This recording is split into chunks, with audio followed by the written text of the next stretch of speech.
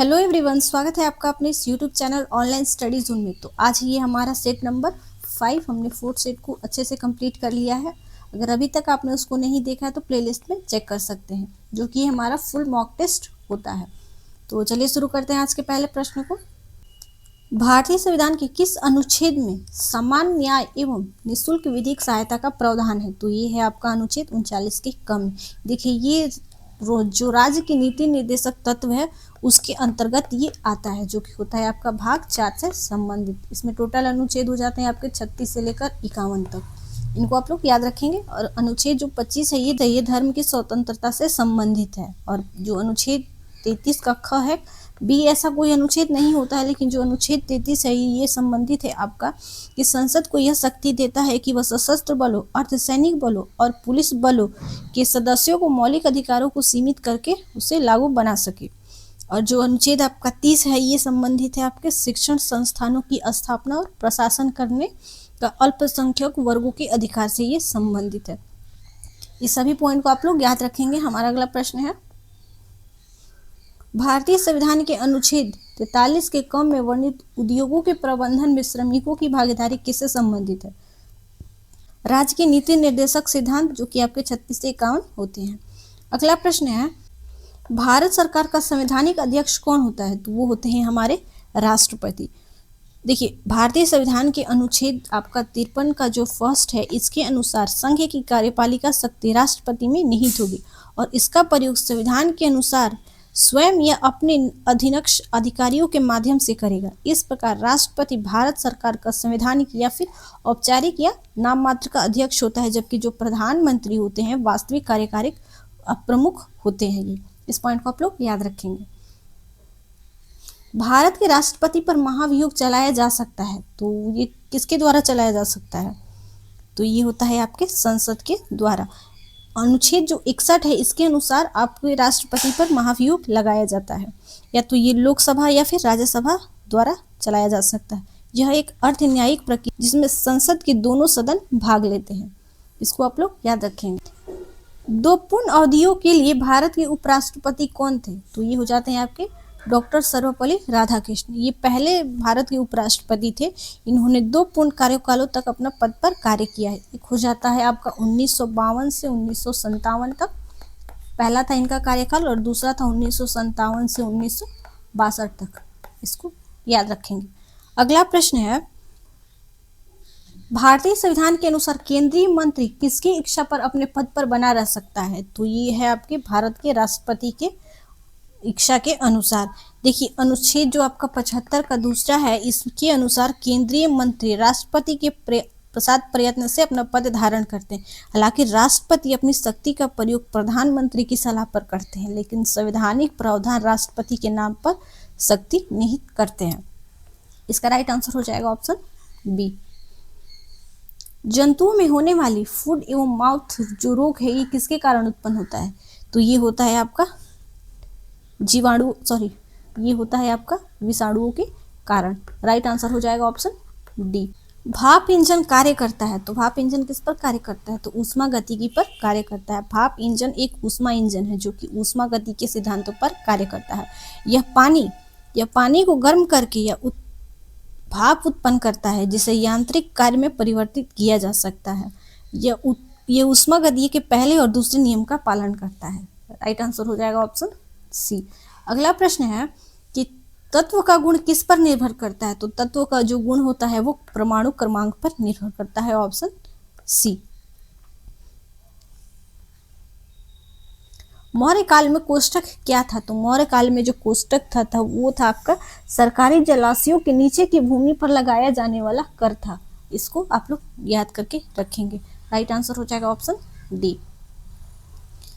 निम्न कथनों पर विचार कीजिए। पहला कथन है कि इसमें हमको सही कथन बताना है। तो पहला कथन है, अशोक के 7वें बृहद शिलालेख में प्रतिवेदक की चर्चा की गई। ये पॉइंट आपका हो जाएगा गलत।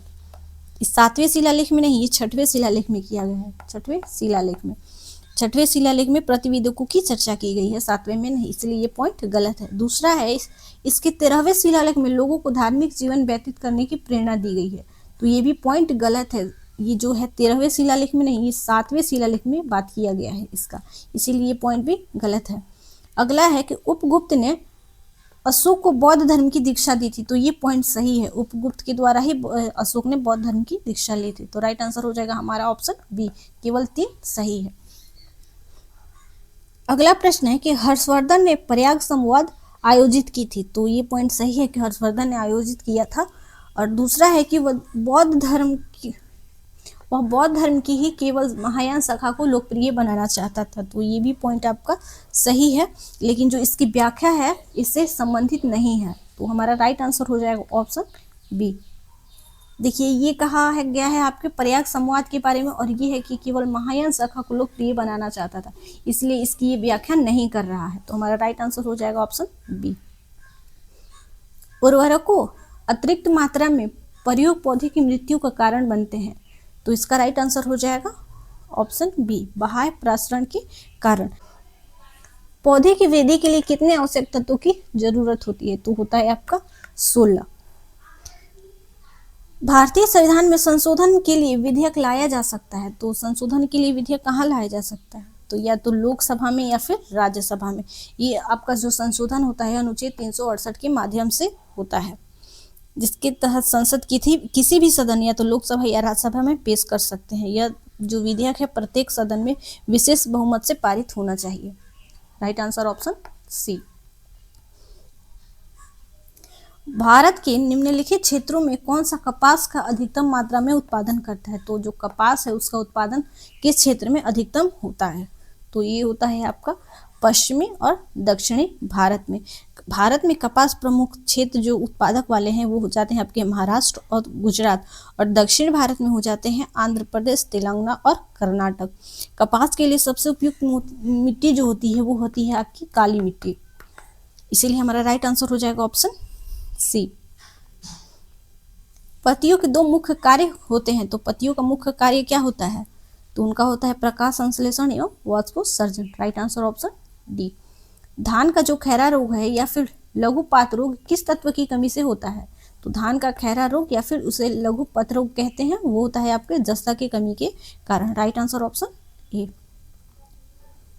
आर्थिक विकास सामान्यतः युग्मित होता है, तो जो होता है वो स्फीति के साथ। Right answer option B. सिजगी है, तो सिजगी क्या है, जब सिजगी तब होता है जब सूर्य, पृथ्वी और चंद्रमा एक ही सीधी रेखा में स्थित हो, तभी ये सिजगी पॉइंट बनता है। देखिए सिजगी एक खगोल विज्ञान का एक शब्द है, जो तब प्रयोग किया जाता है जब सूर्य, पृथ्वी, चंद्रमा या फिर कोई 3 खगोलीय पिंड लगभग एक ही सीधी रेखा में स्थित होते हैं। ये स्थिति कब बनती है, तो ये स्थिति सूर्य ग्रहण को या फिर चंद्र ग्रहण के दौरान बनेगी। इस पॉइंट को आप लोग याद रखेंगे। राइट आंसर हो जाएगा ऑप्शन ए। इस मृदा को सिंचाई की कम आवश्यकता होती है क्योंकि वह नमी रोक कर रखती है, वह कौन सी मृदा है, तो इसमें से किस मृदा के बारे में ये कथन दिया गया है, तो ये हो जाएगा आपका काली मिट्टी। Right answer option C. देखिए काली मिट्टी है जिसे रेगुर मृदा भी कहते हैं, इसमें नमी धारण करने की क्षमता बहुत अधिक होती है। यह गीली होने पर फूल जाती है और चिपचिपी हो जाती है, और सूखने पर गहरी दरारें पड़ जाती है। इस उच्च जल धारण क्षमता के कारण ही इस मृदा में उगने वाली फसलें जैसे कपास को सिंचाई की कम आवश्यकता होती है। इसका राइट आंसर होगा ऑप्शन सी। निम्न कथनों पर विचार कीजिए। फल उत्पादन में भारत का विश्व में प्रथम स्थान है, तो ये पॉइंट आपका गलत है। जो फल उत्पादन में है भारत का दूसरा स्थान है चीन के बाद, पहले स्थान पे हो जाएगा आपका चीन, तो ये पॉइंट गलत है। दूसरा है कि तंबाकू के निर्यातन में भारत के विश्व में दूसरे स्थान पर है, तो ये पॉइंट आपका सही है कि जो तंबाकू के निर्यातन में भारत का विश्व में दूसरा स्थान, एकदम न्यू जो रिपोर्ट है आपका 2025 का, उसके अनुसार ये पॉइंट बिल्कुल सही है, तो इसीलिए हमारा राइट आंसर हो जाएगा ऑप्शन बी, केवल 2। निम्नलिखित में कौन सी मिश्रित खेती की प्रमुख विशेषता है, तो मिश्रित खेती की प्रमुख विशेषता क्या है, तो मिश्रित खेती में होता है आपका पशुपालन और शस्य उत्पादन को एक साथ करना, मतलब एक पशुपालन हो जाएगा और आपका एक कृषि हो जाएगा। तो मिश्रित खेती का तात्पर्य है कि फसल उत्पादन के साथ साथ पशुपालन को भी एक साथ करना। यह एक ही कृषि प्रणाली के हिस्सा होते हैं, जैसे किसानों की आय और जोखिम प्रबंधन में सुधार होता है, तो हमारा राइट आंसर हो जाएगा ऑप्शन सी। धन विधेयक पेश किया जाता है, तो धन विधेयक है जो केवल लोकसभा में पेश किया जाता है। भारतीय संविधान के अनुच्छेद 110 आर्टिकल 110 के तहत धन विधेयक केवल लोकसभा में ही राष्ट्रपति की पूर्व अनुमति से पेश किया जाता है। राज्यसभा धन विधेयक को अस्वीकार या संशोधित नहीं कर सकती, बल्कि जो राज्यसभा है वो 14 दिनों की देरी कर सकती है। इसीलिए इसका राइट आंसर होगा ऑप्शन ए। लेखा अनुदान बना है तो बजट पारित लंबित होने के कारण निधि आवंटित हेतु ये लेखा अनुदान बना है। Right answer option C. देखिए, लेखा अनुदान एक संवैधानिक प्रावधान है। इसका जो लेखा अनुदान का बात किया गया है आपका अनुच्छेद 116 में है। इसका उपयोग तब किया जाता है जब नया बजट पारित होने में देरी होती है। यह सरकार को नए वित्तीय वर्ष के एक हिस्से या आमतौर पर 2 महीने के लिए आवश्यक व्यय करने हेतु निधि आवंटित करने की अनुमति देता है, ताकि सरकार कामकाज जारी कर सके। इसीलिए इसका राइट आंसर होगा ऑप्शन सी। भारत ने गोवा और दमन दीव की नियुक्ति के लिए पुर्तगालियों के विरुद्ध कार्रवाई कब की थी? तो ये किया था आपका 18 दिसंबर 1961। तो जो गोवा है पुर्तगालियों से 18 दिसंबर 1961 में मुक्ति हुआ था, इसलिए गोवा मुक्ति दिवस 18 दिसंबर को मनाया जाता है। अगला प्रश्न है कि उस विज्ञान को जो आनुवंशिकता के नियमों द्वारा मानव जाति की उन्नति का अध्ययन करता है उसे क्या कहते हैं? तो उसे कहते हैं आपको eugenics. Right answer option C. East India Company के नेतृत्व में रॉबर्ट क्लाइव का उत्तराधिकारी था, निम्नलिखित में से कौन था? तो जो रॉबर्ट क्लाइव है उनके बाद कौन से बने थे आपके उत्तराधिकारी? तो ये हो जाते हैं हेस्टिंगस। जो हेस्टिंगस है ये वारेन हेस्टिंगस ने 1772 में बंगाल के गवर्नर पद का कार्यभार संभाला था। वह द्वैध शासन प्रणाली को समाप्त करके और कंपनी के प्रशासन को संगठित करने के लिए ये जाने जाते हैं आपके वारेन हेस्टिंगस। इन्होंने 1773 में रेगुलेटिंग एक्ट लाया था और 1774 में बंगाल के पहले गवर्नर जनरल बनाए गए थे। 1773 में रेगुलेटिंग एक्ट और 1774 में बंगाल के गवर्नर जनरल बनाए गए थे। तो राइट आंसर होगा ऑप्शन डी। भारत के संविधान की 9वीं अनुसूची के संबंध में निम्नलिखित कथनों में कौन सा कथन सही नहीं है? तो 9वीं जो अनुसूची है इसके बारे में बताना है कि कौन सा कथन सही नहीं है। तो यह जो था आपका अनुसूची 1951 में प्रथम संशोधन से अंतर्स्थापित हो गया था, तो ये पॉइंट सही है आपका। इसमें वे विधियां शामिल है जो न्यायिक पुनर्वलोकन के कार्यक्षेत्र से बाहर है, तो आपका ये भी पॉइंट सही है। और तीसरा पॉइंट है कि 42वें संविधान संशोधन द्वारा अंतर्स्थापित किया, ये पॉइंट गलत है क्योंकि ये तो पहले संविधान संशोधन के द्वारा हुआ था। 9वीं अनुसूची में प्राथमिक रूप से वे विधियां हैं जो राष्ट्रीय सुरक्षा के विषयों से संबंधित है, तो ये पॉइंट आपका गलत है। 9वीं अनुसूची में प्राथमिक रूप से भूमि सुधार और जमींदारी उन्मूलन से संबंधित विधियां हैं, ना कि राष्ट्रीय सुरक्षा से, तो ये भी पॉइंट आपका गलत है। तो हमारा राइट आंसर हो जाएगा ऑप्शन 1 और 2। नीचे 4 ऊर्जा फसलों के नाम दिए गए हैं, इनमें से किस एक की खेती इथेनॉल के लिए की जाती है? तो इथेनॉल के लिए होता है आपका मक्का। Right answer option C. Bharat में national food for work programme किस वर्ष शुरू किया गया था? तो ये किया गया था आपका 2004 में, 14 नवंबर 2004 में ये शुरू किया गया था। लेकिन बाद में ये जब 2006 में महात्मा गांधी राष्ट्रीय ग्रामीण रोजगार गारंटी अधिनियम आया था उसमें ये समाहित हो गया था। तो हमारा राइट आंसर होगा ऑप्शन सी। निम्नलिखित में कौन सी जोड़ी सही नहीं है? तो सही नहीं है वो बताना है। तो एलोरा की गुफाएं हैं जो राष्ट्रकूट शासक द्वारा बनाया गया था, ये पॉइंट सही है। जो महाबलीपुरम है ये पल्लव शासकों के द्वारा बनाया गया था। और एलिफेंटा जो गुफाएं हैं मौर्य वंश के शासक के द्वारा बनाया गया था, ये पॉइंट गलत है। जो एलिफेंटा है इसका निर्माण आपके राष्ट्रकूट शासकों ने किया था, ना कि मौर्यों ने। तो खजुराहो का जो मंदिर था वो चंदेल शासकों के द्वारा बनाया गया था, ये भी पॉइंट सही है। विशेष करके ये आपके धंगदेव और यशोवर्मन के द्वारा बनवाया गया था। तो हमारा राइट आंसर हो जाएगा ऑप्शन सी। फोबोस एवं डिमोस किसके उपग्रह हैं? तो ये हो जाते हैं आपके मंगल ग्रह के। Right answer option C. अंग्रेजों के साथ सहायक गठबंधन में प्रवेश करने वाले पहले नवाब या फिर निजाम कौन थे? तो ये हो जाते हैं आपके हैदराबाद के निजाम। कौन सा युद्ध अंग्रेजों द्वारा जीता गया और पांडिचेरी की संधि के साथ जो संपन्न हुआ था? तो ये हुआ था आपका द्वितीय कर्नाटक युद्ध। Option C. देखिए, द्वितीय कर्नाटक युद्ध कब हुआ था आपका? 1749 से 1754 तक, जो कि 1754 था, इसमें पांडिचेरी की संधि हुई के तहत ये युद्ध समाप्त हो गया था। अगला प्रश्न है, निम्नलिखित कथनों पर विचार कीजिए। तो पहला कथन है और ये दूसरा कथन, इसमें हमें सही बताना है। तो बीजक संत दादू दयाल की शिक्षाओं का एक संकलन है, ये पॉइंट गलत है। तो बीजक है ये जो कबीर संत कबीर हैं उनके शिक्षाओं का ये संकलन है, ना कि दादू दयाल का, इसीलिए ये पॉइंट गलत है।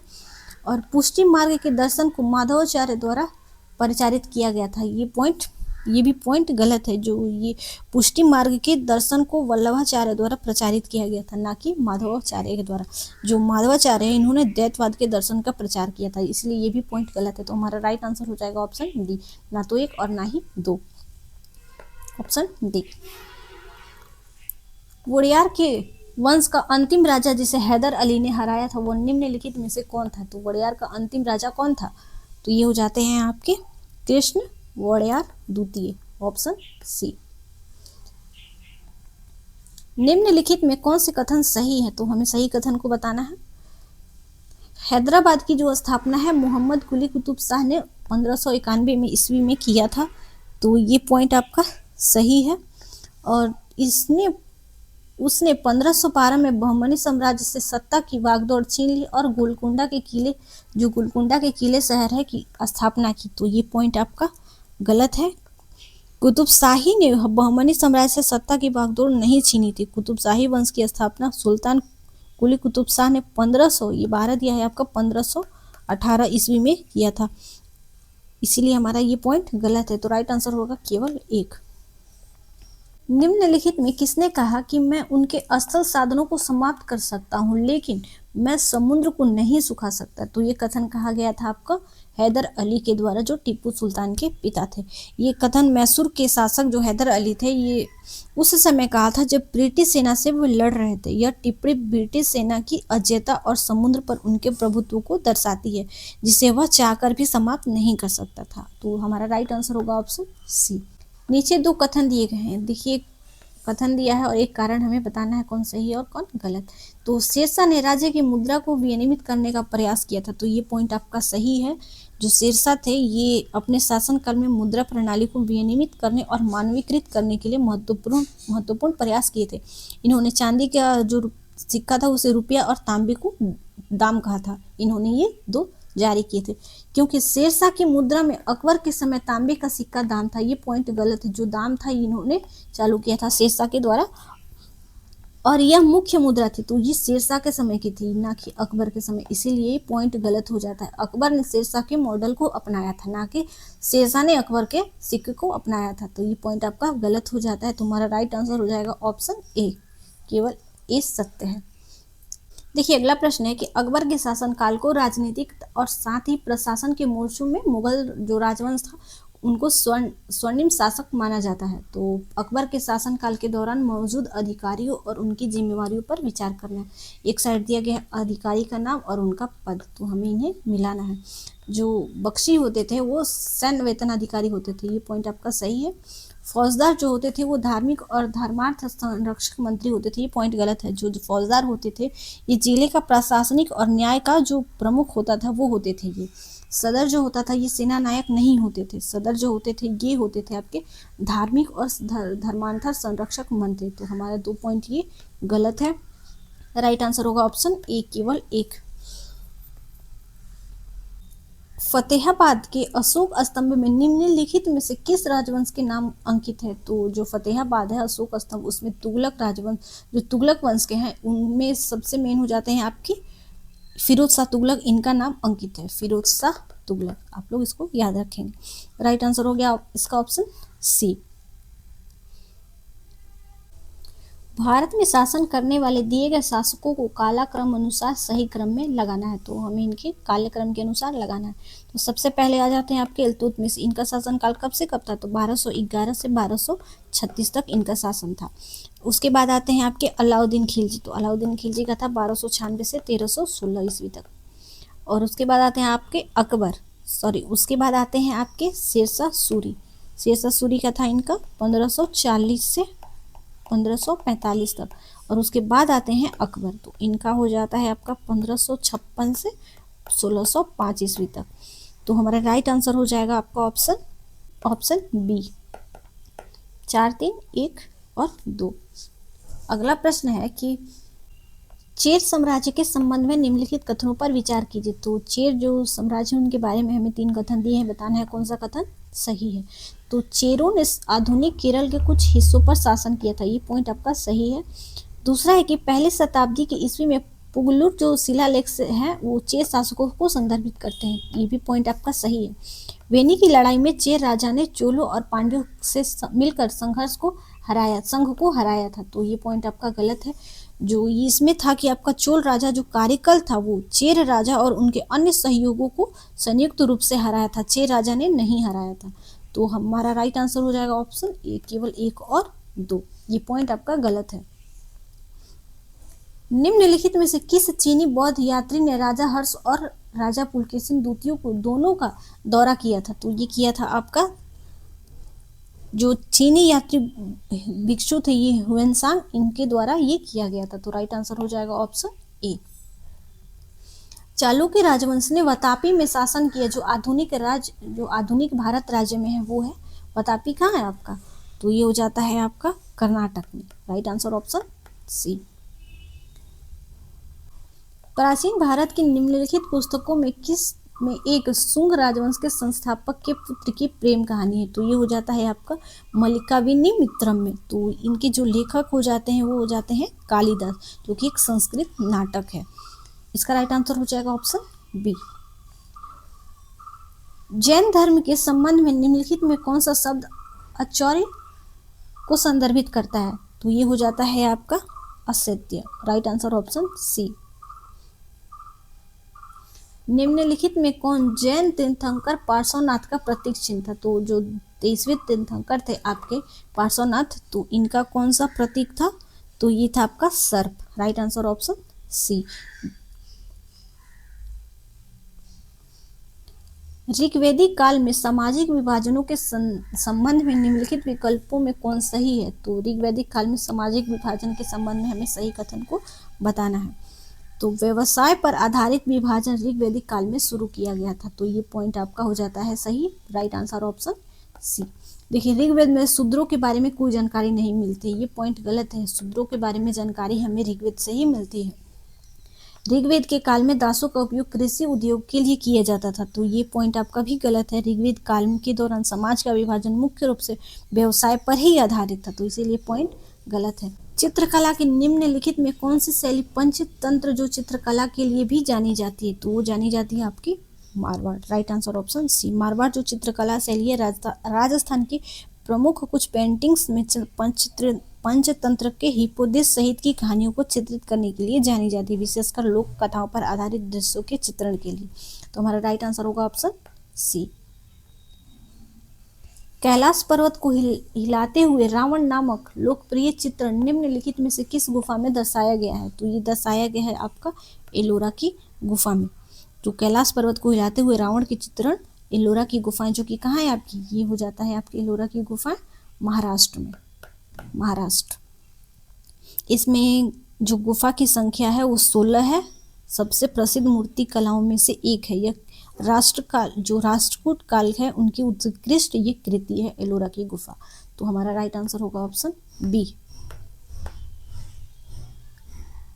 धौली की चट्टानों को काटकर बनाया गया शिलांकित हाथी शासनकाल के दौरान बनाया गया था, तो ये बनाया गया था आपका अशोक के शासनकाल के दौरान। उड़ीसा के धौली चट्टानों को काटकर बनाया गया हाथी का अग्रभाग, जैसे नीचे एक शिलालेख है, सम्राट अशोक के शासनकाल के दौरान यह बनाया गया था। ये मूर्ति कला का एक महत्वपूर्ण उदाहरण है। आप लोग इसको याद रखेंगे कि ये उड़ीसा में है। अगला प्रश्न है, देखिए अगला प्रश्न है कि निम्नलिखित पर विचार कीजिए। यहाँ पे 3 कथन दिए गए और हमें बताना है कि कौन सा कार्य जो है गुरु अर्जुन देव से संबंधित है। तो जो अमृतसर की स्थापना है ये अर्जुन देव के द्वारा संबंधित नहीं है। जो सिख गुरु के चौथे जो गुरु थे गुरु रामदास, इन्होंने लगभग 1574 ईस्वी में इसे बनवाया था। आदि ग्रंथ आदि ग्रंथ की स्थापना है ये गुरु अर्जुन देव के द्वारा किया गया था। जो तारण साहिब जो एक शहर प्रसिद्ध है ये भी अर्जुन देव के द्वारा बनवाया गया था। तो हमारा राइट आंसर हो जाएगा ऑप्शन सी, 2 और 3, ऑप्शन सी। निम्नलिखित में कौन वैकल्पिक मुद्रा का उदाहरण है? तो वैकल्पिक जो मुद्रा हो जाता है वो होता है आपका चेक। चेक एक वैकल्पिक मुद्रा या फिर ऐच्छिक मुद्रा होती है जिससे भुगतान के रूप में स्वीकार करना या ना करना व्यक्ति की इच्छा पर निर्भर करता है। इसका चेक का एक प्रमुख उदाहरण है क्योंकि प्राप्तकर्ता इसे स्वीकार करने या फिर मना कर सकते हैं। करेंसी नोट और सिक्के वैधिक, जो करेंसी नोट है और ये सिक्के हैं आपके विधिक निविदिता हैं जिन्हें स्वीकार करना कानूनी तौर पर अनिवार्य है। तो हमारा राइट आंसर हो जाएगा आपका सी। देखिए, निम्नलिखित में कौन सा सभी विदेशी मुद्रा लेन देन पर लगाए जाने वाला कर है? तो विदेशी मुद्रा जो लेन देन पर लगाए जाने वाला कर है वो हो जाता है आपका टोबिन कर, जो कि एक अर्थशास्त्री जेम्स टोबिन के द्वारा ये लगाया गया था। Right answer option B. निम्नलिखित में कौन सा एक वचन पत्र के रूप में जारी एक असुरक्षित मुद्रा बाजार साधन है? तो ये हो जाता है आपका वाणिज्यिक पत्र, ऑप्शन बी। देखिए, वाणिज्यिक पत्र एक असुरक्षित परमकार्य और हस्तांतरीकरण वचन पत्र है जिसे आमतौर पर बड़ी क्रेडिट रेटिंग वाली कंपनियों अपनी अल्पावधि निधि को जरूरतों को पूरा करने के लिए जारी करती है। यह एक मुद्रा बाजार का एक साधन है। तो हमारा राइट आंसर होगा ऑप्शन बी। यदि किसी देश के जीएनपी से अधिक हो तो स्थिति हो जाएगी, तो वो हो जाएगी आपकी विदेशों में अर्जित शुद्ध कारक और आय ऋणात्मक होती है। तो हमारा राइट आंसर होगा इसका ऑप्शन बी। निम्नलिखित में कौन शुद्ध घरेलू उत्पाद की अवधारणा का सबसे अच्छा निरूपण करता है? तो ये करता है आपका ऑप्शन डी, सकल घरेलू उत्पाद माइनस मूल्यह्रास, ऑप्शन डी। खाली स्थान से प्राप्त वर्मी कंपोस्ट को सर्वोत्तम पारिस्थितिकी के रूप में प्राप्त खाद माना जाता है। तो होता है आपका केंचुओं के द्वारा, ऑप्शन सी।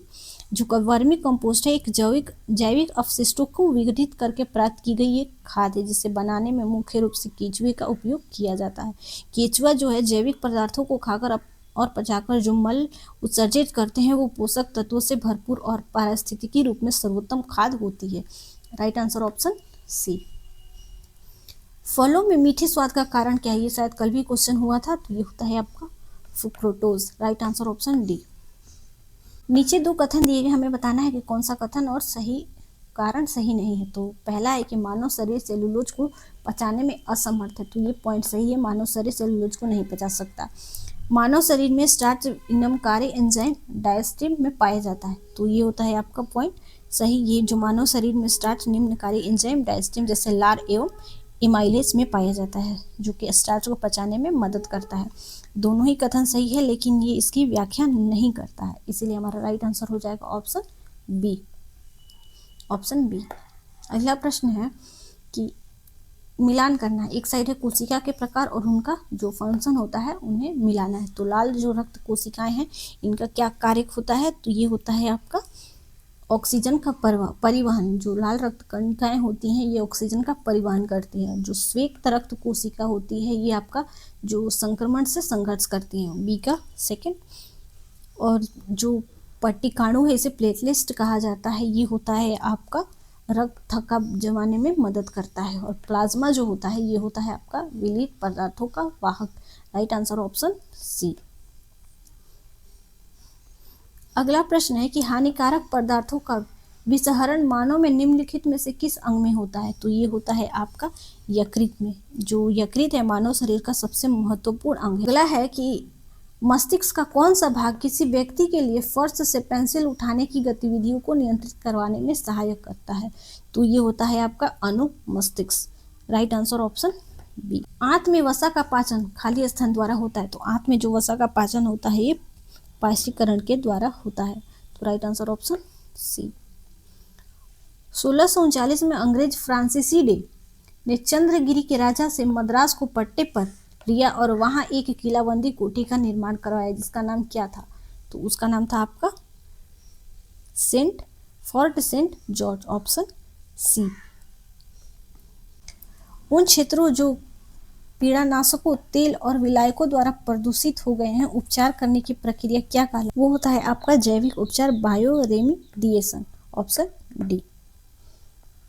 ऑक्सी श्वसन के दौरान एटीपी संश्लेषण किस कोशिका अंगक में होता है? तो ये होता है आपका माइटोकॉन्ड्रिया में, ऑप्शन बी, जिसे सूत्रकर्णिका कहा जाता है।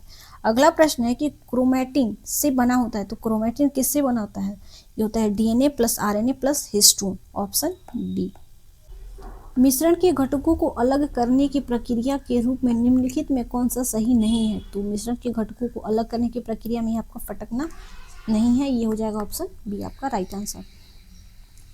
ग्रेफाइट के बारे में निम्नलिखित में कौन सा कथन सही नहीं है? तो ग्रेफाइट के बारे में बताना है कौन सा पॉइंट सही नहीं है। यह कार्बन का एक अवरूपर होता है, ये पॉइंट सही है। ग्रेफाइट का गलनांक अधिक होता है, ये भी पॉइंट सही है। इसमें चतुष्फलकीय संरचना होती है, पॉइंट गलत है। इसमें षष्ठकोणीय परत होती है, चतुष्फलकीय नहीं, ये पॉइंट गलत है। ग्रेफाइट जल और कार्बनिक विलायकों में अघुलनशील है, ये पॉइंट भी सही है। तो हमारा राइट आंसर हो जाएगा ऑप्शन सी। मिठास की वृद्धि के अनुसार निम्न प्रकार के शर्कराओं को क्रम से लगाना है। तो हम जो शर्कराएं हैं हमें क्रम से लगाना है। तो सबसे पहले आता है आपका माल्टोज, उसके बाद होता है आपका डेक्ट्रोज दूसरा नंबर पे, उसके बाद होता है आपका फ्रुक्टोज तीसरे नंबर पे, और फिर होता है सकाकारिन, ये होता है आपका चौथे नंबर पे, और फिर आता है एस्पार्टम, ये होता है आपके पांचवें नंबर पे। तो हमारा राइट आंसर हो जाएगा ऑप्शन बी, 2, 3, 1, 4, 5, ऑप्शन बी। अगला प्रश्न है कि राज्य पुनर्गठन आयोग के अन्य 2 सदस्य कौन थे? तो राज्य पुनर्गठन आयोग था, इनके जो सदस्य थे वो थे आपके पंडित हृदयानंद कुरुंज और सरदार एम के पणिकर। तो राइट आंसर होगा इसका ऑप्शन बी। देखिए फ्रेंड्स, यहाँ से आपके करंट के क्वेश्चन स्टार्ट हो गए हैं, जो कि टोटल 25 क्वेश्चन है। तो किस देश ने फ्लेमिंगो नामक अपनी पहली लंबी दूरी की क्रूज मिसाइल का परीक्षण किया है? तो ये किया गया है आपका यूक्रेन के द्वारा। Right answer option B. पूरी तरह से सिरेमिक कचरे से बना अनोखी दुनिया नामक दुनिया का पहला पार्क कहाँ बनाया गया है? जो कि पूरी तरह से सिरेमिक कचरे से बना है। तो ये हो गया है आपका बुलंदशहर में। तो किस राज्य में भारत का पहला सूर्योदय महोत्सव का आयोजित किया जाएगा? तो सूर्योदय महोत्सव जो है आपका हो जाएगा अरुणाचल प्रदेश में। सबसे पहले सूर्य यहीं पे दिखाई देता है। निम्न में से किस राज्य में भारत की पहली बांस आधारित बायो रिफाइनरी स्थापित की जाएगी? तो बांस आधारित बायो रिफाइनरी है ये आपके असम में होगी। Right answer option D. निम्न में किसे 10 लाख से अधिक जनसंख्या वाली श्रेणी में स्वच्छ वायु सर्वेक्षण पुरस्कार 2025 में पहला स्थान दिया गया? तो ये हो गया आपका इंदौर, ये तो मोस्ट इंपॉर्टेंट हो गया है आपका इंदौर। किस स्थान पर 10वां जास्कर महोत्सव आयोजित किया जाएगा? तो जास्कर हो जाएगा आपका लद्दाख, जास्कर हो जाएगा आपका Ladakh. Right answer option B. निम्न में किस देश में अफ्रीका महाद्वीप की सबसे बड़ी जल विद्युत परियोजना का उद्घाटन किया गया? तो ये किया गया है आपका इथोपिया में। Right answer option D.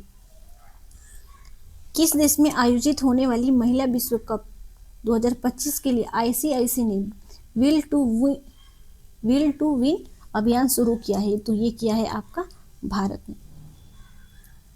निम्न में से किस शहर में दुनिया का पहला डिजिटल आदिवासी विश्वविद्यालय आदि संस्कृत को लॉन्च किया? तो ये किया गया है आपका नई दिल्ली के द्वारा। किस देश ने भ्रष्टाचार से लड़ने के लिए डीएलए नामक दुनिया का पहला एआई जनित मंत्री नियुक्त किया? तो ये किया गया है आपका अल्बानिया के द्वारा। Option B. किस राज्य में भारत का सबसे बड़ा हरित अमोनिया प्रोजेक्ट विकसित किया जाएगा? तो ये किया जाएगा आपका उड़ीसा। किस शहर में आईआईएम अहमदाबाद का पहला वैश्विक परिसर शुरू किया गया? तो ये किया गया आपका दुबई में। निम्न में किस शहर में भारत का पहला विदेशी अटल इनोवेशन सेंटर शुरू किया गया? तो ये किया गया है आपका अबू धाबी में। Option B. निम्न में किस देश में वर्ल्ड एथलेटिक्स चैंपियनशिप 2025 का आयोजन किया जा रहा है? तो ये किया जा रहा है आपका जापान में। Option C. किस देश में सियाम भारत सैन्य अभ्यास किया गया? तो ये किया गया आपका थाईलैंड के साथ। Option B. निम्न में किस शहर के चौथे तटरक्षक वैश्विक सम्मेलन आयोजित किया गया? तो किस शहर में ये हुआ है आपका? तो ये किया गया आपका रोम में। भारत को IMD वर्ल्ड टैलेंट रैंकिंग 2025 में कौन सा स्थान प्राप्त हुआ? तो ये हुआ है आपको प्राप्त भारत को 63वां स्थान। विश्व मुक्केबाजी चैंपियनशिप 2025 कहाँ आयोजित की गई, जिसमें भारत की जैस्मिन लेम्बोरिया ने स्वर्ण पदक जीता? तो ये जैस्मिन जो द्वारा जीता गया स्वर्ण पदक ये लिवरपूल जो कि है आपका यूके में, यूनाइटेड किंगडम। चीन में आयोजित एशिया महिला कप 2025 में भारतीय महिला हॉकी टीम ने कौन सा पदक जीता? तो ये जीता गया है आपका silver medal. Right answer option B. Speed skating विश्व चैंपियनशिप पहल में स्वर्ण पदक जीतने वाले पहले भारतीय कौन बने हैं? तो जो स्पीड स्केटिंग जो विश्व चैंपियनशिप में इसमें पहला स्वर्ण पदक जीतने वाले पहले भारतीय तो ये होते हैं आपके आनंद कुमार, ऑप्शन ए। भारत को वैश्विक बौद्धिक संपदा संगठन द्वारा जारी वैश्विक नवाचार सूचकांक 2025 में कौन सा स्थान दिया गया? तो ये भारत को दिया गया आपका 38वां स्थान। किस स्थान पर भारत द्वारा बिम्स्टेक युवा नेताओं शिखर सम्मेलन 2025 आयोजित किया गया? तो ये कहाँ किया गया है? ये किया गया है आपका गुवाहाटी, ऑप्शन बी। अनाथ और एकल अभिभावकों वाले बच्चों की शिक्षा को सहयोग करने के लिए किस राज्य ने अम्बु करलम योजना शुरू की है? तो अम्बु जो करलम योजना है ये तमिलनाडु के द्वारा शुरू किया गया है, ऑप्शन ए। निम्न में किस देश में SCO शिखर सम्मेलन 2027 का आयोजन किया जाएगा? तो 2027 में SCO शिखर सम्मेलन कहाँ आयोजित किया जाएगा? ये होगा आपका पाकिस्तान, ऑप्शन बी। किस राज्य में GI टैग वाली स्थानीय फसल को बढ़ावा देने के लिए सिरारा खूंग हथेई मिर्च महोत्सव का आयोजन किया गया है? तो ये है आपका जो सिरारा खोई हथेई मिर्च है ये होता है आपका मणिपुर में। तो राइट आंसर हो जाएगा ऑप्शन ए। देखिए ये हमारा आज का लास्ट प्रश्न। देखिए हमने आज के 100 क्वेश्चंस को कंप्लीट कर लिया जो कि आज का था ये सेट नंबर 5। बाकी सेट को अगर आपने नहीं देखा है तो प्लेलिस्ट में आप उससे चेक कर लीजिएगा। बीच में मैंने एक आपसे क्वेश्चन पूछा था कि BPSC जो एडियो है उसके लिए हम कैसे सेट को स्टार्ट करें, या फिर 50 क्वेश्चंस का जो MCQ है आपका मिक्स में स्टार्ट करें, या फिर 50 क्वेश्चन जो स्पेशल साइंस के हैं उनको स्टार्ट किया जाए। तो आप दोनों में बताएंगे कि कौन सा बेटर होगा, वही स्टार्ट होगा। तो कमेंट में आप लोग ज़रूर बताएंगे। बाकी मिलते हैं आपसे अगले वीडियो में। Thanks for watching.